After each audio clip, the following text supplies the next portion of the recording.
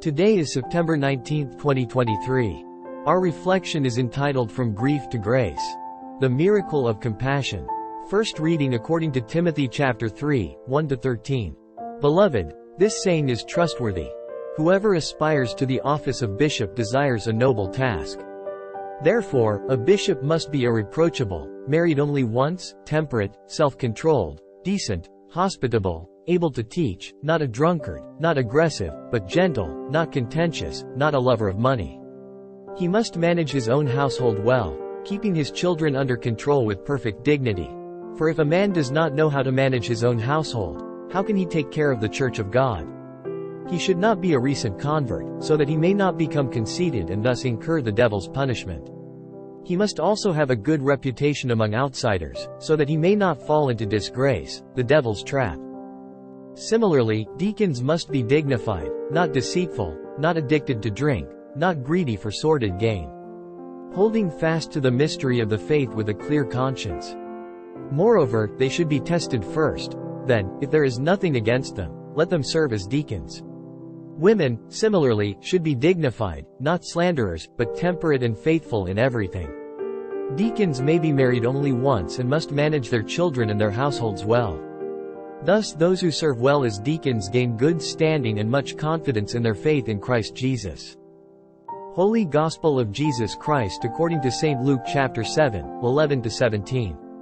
Jesus journeyed to a city called Nain, and his disciples and a large crowd accompanied him.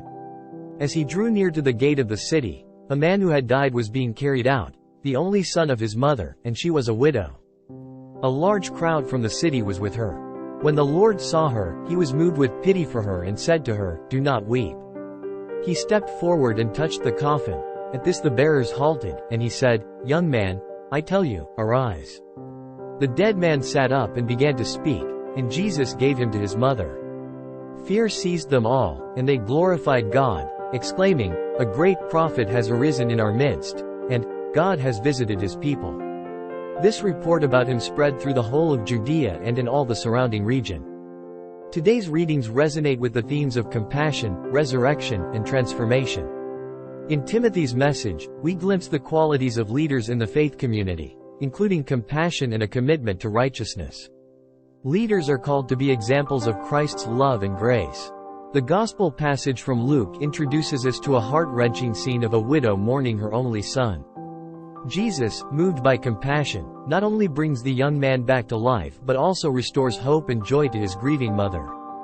This miraculous act demonstrates Christ's power over death and his deep empathy for human suffering. These passages prompt us to examine our own lives. Are we displaying compassion and righteousness in our roles as leaders or members of the faith community? Do we recognize the transformative power of Christ's compassion in our own lives? Let's be vessels of compassion, sharing the love and hope found in Christ with those who are grieving or in despair. Today, I will strive to embody the compassion of Christ in my interactions with others, especially those who are grieving or in need of hope. I will seek opportunities to bring comfort and share the transformative power of Christ's love with those around me. Just as Jesus restored hope and life to the widow, I will be an instrument of his compassion and grace. If you found this video meaningful, I invite you to show your support by hitting the like, subscribe and share button, as this will help us reach more people with these reflections.